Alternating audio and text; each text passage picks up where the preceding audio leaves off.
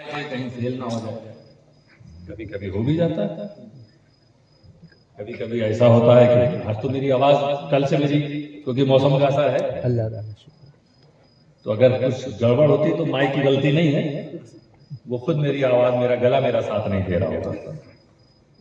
लेकिन कभी कभी ऐसा होता है कि इसका काम है इस आवाज को बड़ा करना, और ये आवाज को बड़ा ना करे, भाड़ने लगे, स्लो ही रहे, तो आपको हो गई ये बेकार है। ये लाइटें जल रही हैं, अभी अपने आप बुझ जाए, फ्यूज हो जाए, तो कहोगे आप डायरेक्टर साहब ये उबैद मियां ने किया क्या? क्या लगा लटकाने से फायदा क्या जो जल ही नहीं रहा? ये मदरसे की कमेटी के मेंबर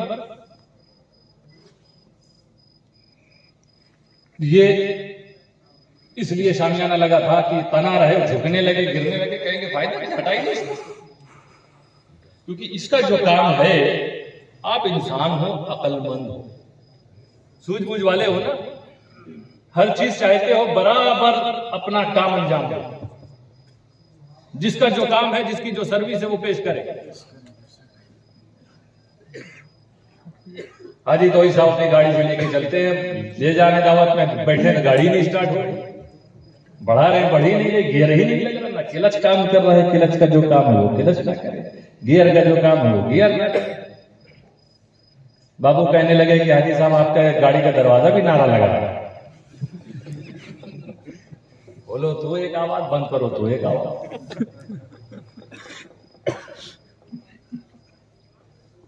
वाइपर का जो काम है अगर वो ना करे तो देख, और काम अपने टाइम पर होना चाहिए, ये भी है। रात भर ये बंद हो जाए, ये सारी मरकरी और दिन में जलने लगे, तो आप कहेंगे अब जलने से क्या फायदा? क्या कहोगे? अक्लमंद हो ना, तो कहोगे अब जलने से क्या फायदा? जुमला याद रखना, बेशक। अब जलने से क्या फायदा? जब जलना था तब तो जले नहीं। समझ गए आप बात? तो हर चीज अपनी ड्यूटी पूरी करे तो इंसान उसको पसंद करता है, और अपने वक्त पर करे और अपनी जगह पर करे। अभी आप सब बैठे हो, सबके सर पे टोपियां,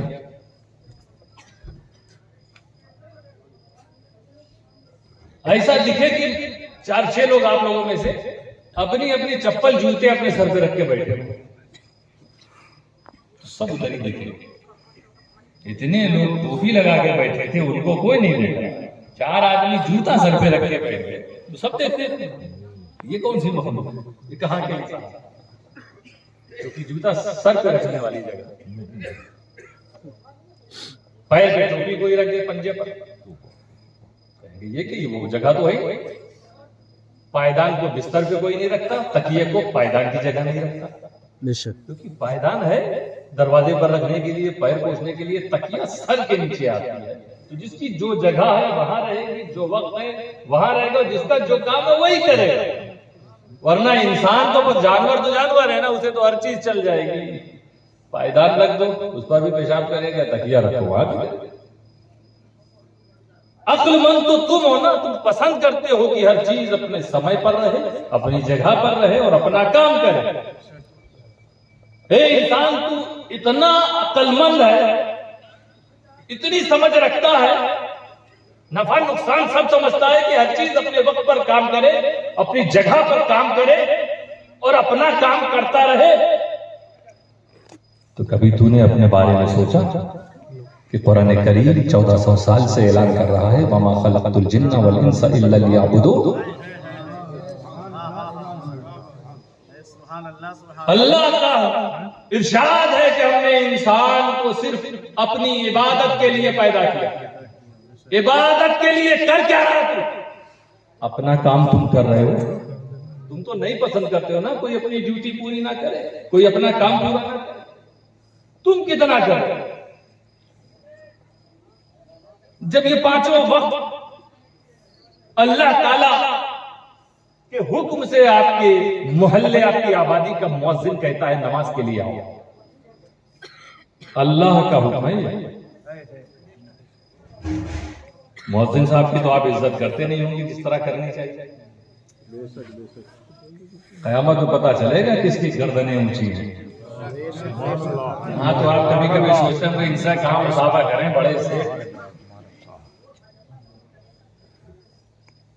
आज ये जो हमारे इमाम किराम मुअज्जिनीन जिन्हें जो मकाम मिलना चाहिए लोग नहीं देते ना,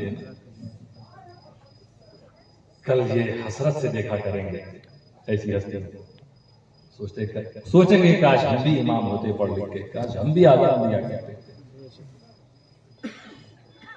तो दोस्तों, जब आजानें हो रही हो 5 वक्त, तो आपकी जगह कहाँ होनी चाहिए? अपनी जगह पर हो कि नहीं? दूसरी चीज तो खूब देखते हो कि ये अपनी जगह है कि नहीं, घर में हम जो सामान जहां रखा था वहां है कि नहीं। इस वक्त ये कदम कहां होना चाहिए, ये हाथ कहां होना चाहिए, ये पेशानी कहां होना चाहिए।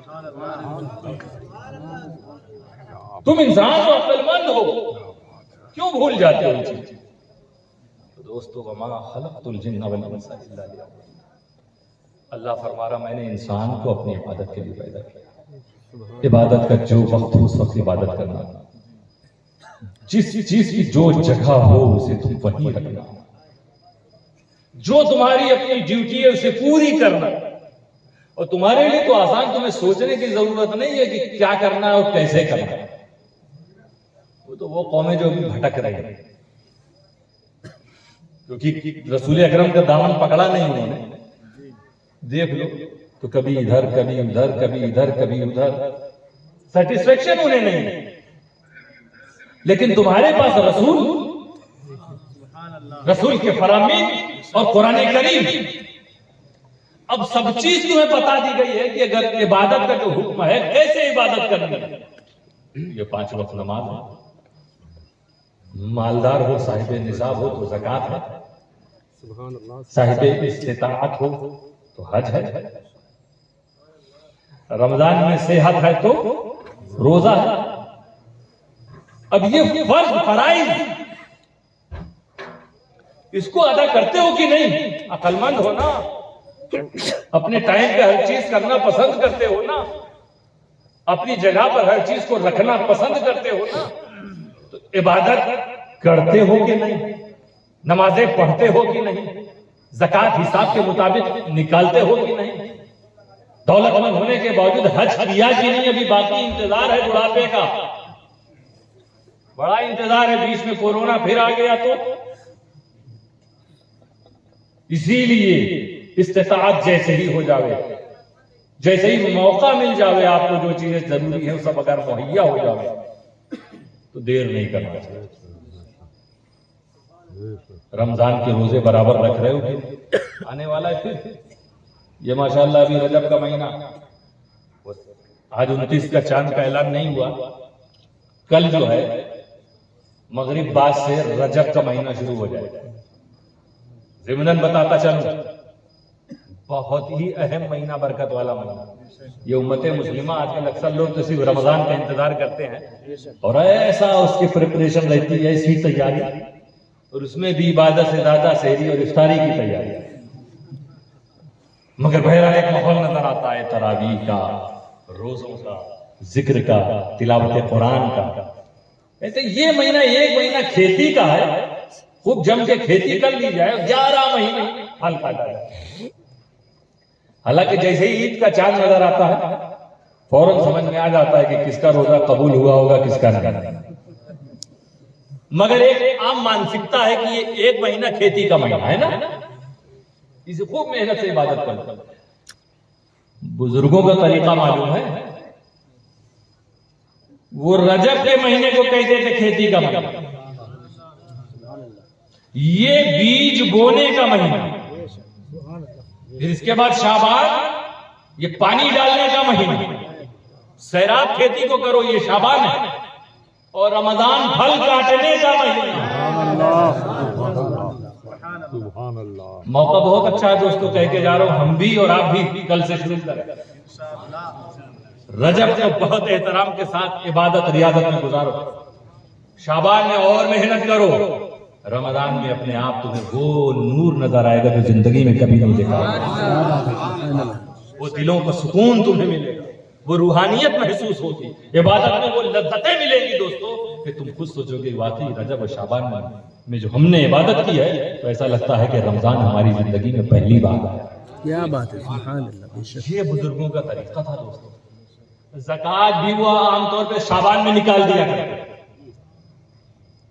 इसलिए ताकि रमजान में गरीबों के लिए सामान मुहैया हो जाए, क्या बात है। तो वो भी इफ्तार और सहरी का इंतजाम आसानी से कर सकते। तो रजब, इस महीने को रसूल अकरम सल्लल्लाहु ताला अलैहि वसल्लम ने फरमाया कि रजब शहरुल्लाह, अल्लाह का महीना।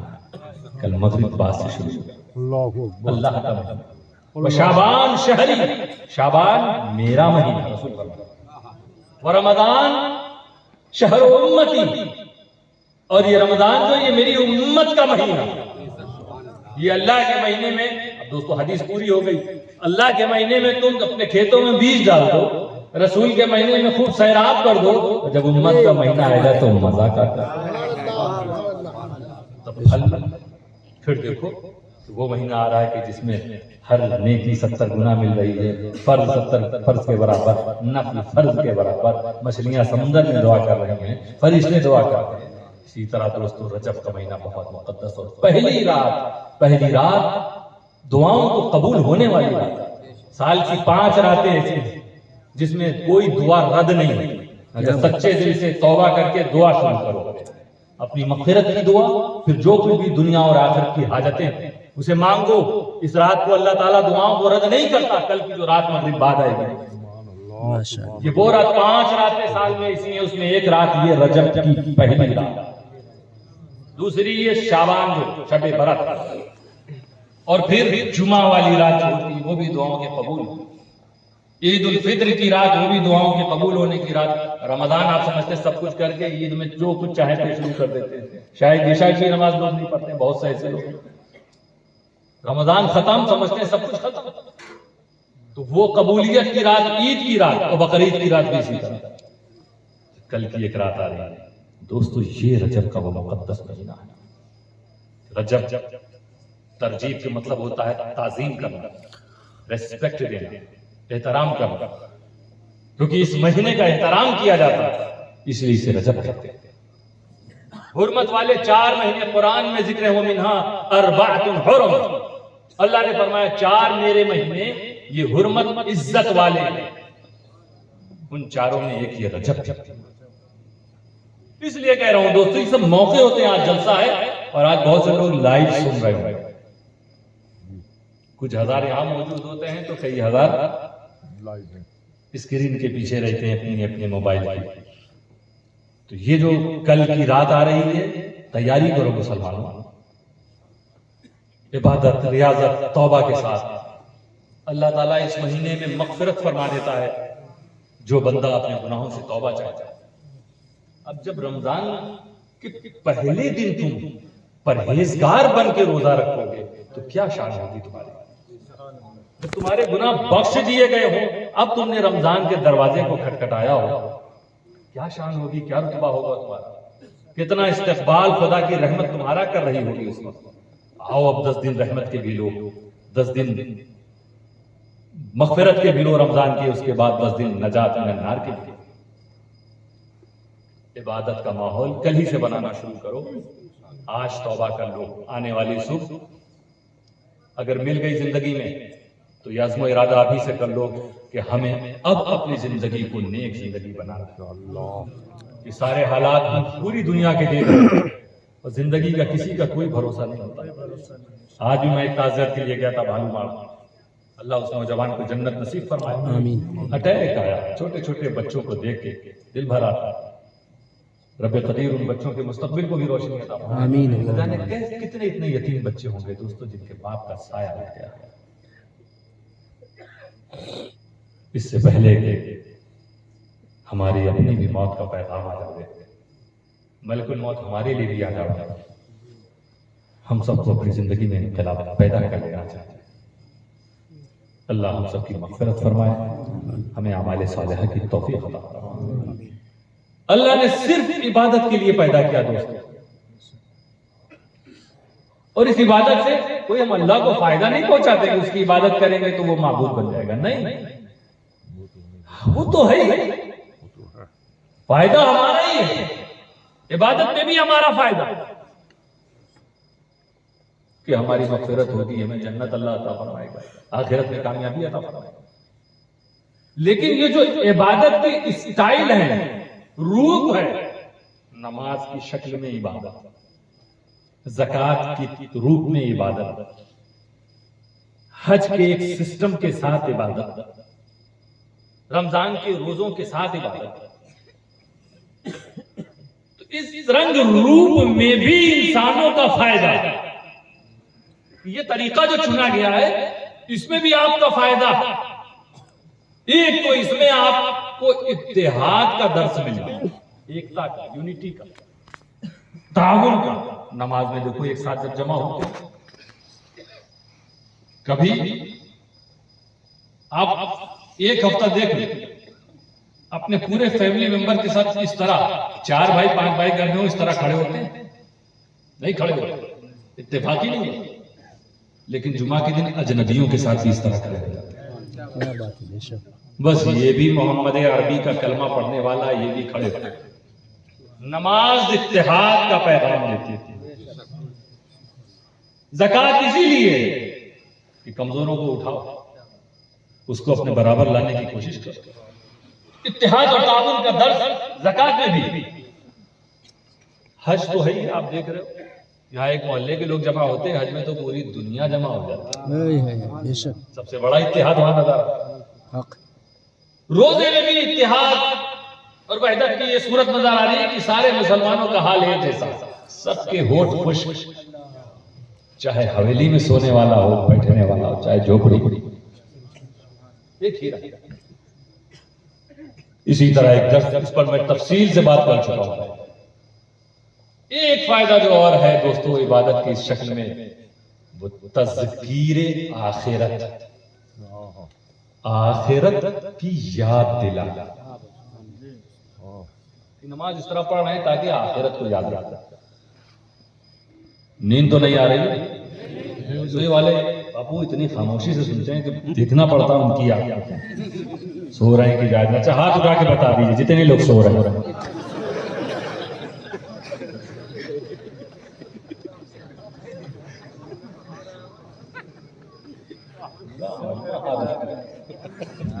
कोविड का असर है लग रहा, इसलिए कि इतनी बार हाथ उठवा चुका, याददाश्त पे असर, मेमोरी कमजोर हो चुकी थी।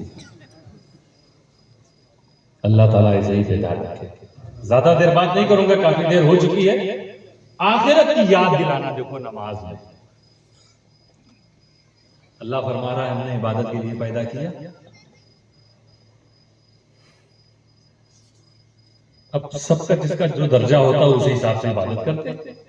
अब हम लोग आखिरत ही को याद करने के लिए करते हैं, अल्लाह कबूल फरमा लेगा। वरना मुफस्सिरीन ने तो ये बताया कि इबादत का मतलब मारिफत, अल्लाह ने पैदा किया है मारिफत के लिए, उसकी मारिफत हासिल करो। बड़ा ऊंचा मकाम, अलग अलग तरीके होते हैं बंदगी के। हजरत हसन बसरी नाम सुना है ना, इतने बड़े बड़े। एक गुलाम को खरीदा, लेकर घर आया, उसे पूछा तुम्हारा नाम क्या? मैं तुमको खरीद के लाया हूं, नाम क्या? तो उसने कहा गुलामों का कोई नाम नहीं होता, आका जिस नाम से पुकारें वही उसका नाम है। क्या बात है बाबा। अच्छा तुम्हें लिबास कौन सा पसंद है? इन्होंने सोचा कि उसी तरह का लिबास में, जाहिर सी बात है वलीउल्लाह। तो कहा गुलामों का कोई कपड़ा नहीं होता, आका जो देते हैं वही पहन लेते हैं। अच्छा खाने में तुम्हें क्या पसंद? गुलामों का कोई खाना नहीं होता, आका जो देते हैं वही खा लेते हैं।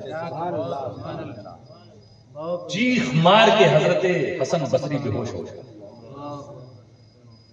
फिर होश में आए और होश में आते ही कहा मैंने तुझको खरीदा था, पैसे से खरीदा था, और आज मुफ्त में तुझे आजाद कर रहा हूं। वो गुलाम भी ऐसा जवाब देने वाला, साहिब इरफानी, इरफान वाला। उसने कहा कि आका किस नेमत के बदले में आप मुझे आजाद कर रहे हैं? सुभान अल्लाह, क्या बात। फ्री में तो कर रहे हैं, किस नेमत के बदले में कर रहे हैं? तो उन्होंने कहा तुमने मुझे आज खुदा की बंदगी सिखा दी। अल्लाह, सोचिए खुद विलायत के किस मकाम पर है और ये गुलाम चाहिए। वमा खलक़तुल जिन्ना वल इंसा इल्ला लियअबुदून, मैंने जिन और इंसान को सिर्फ अपनी इबादत के लिए पैदा किया। वलियों की इबादत कैसी होती है समझ। हम आम मुसलमानों के लिए क्या नमाज इबादत है, सब पर फर्ज, हर मुसलमान पर फर्ज है, आम हो या खास हो। अब इस शक्ल में जो नमाज है ये क्यों? आखिरत को याद दिलाने के लिए कि जब तुमने अल्लाह अकबर कहा, दोनों हाथ को कान की लौ तक लाए, गोया दुनिया को तुमने अपने कंधे के पीछे फेंक दिया। 5 से 7-8 मिनट में एक वक्त की नमाज हो जाती है जो आप नियत बांधते हैं।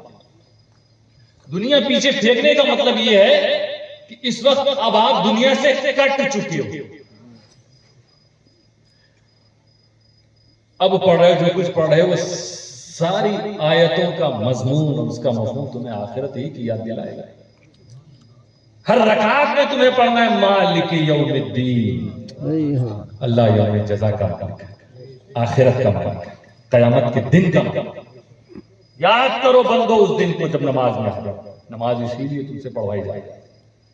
तुम रुके हुए, रुकू तुमने झुक के किया, ये दुनिया की अकड़ में खो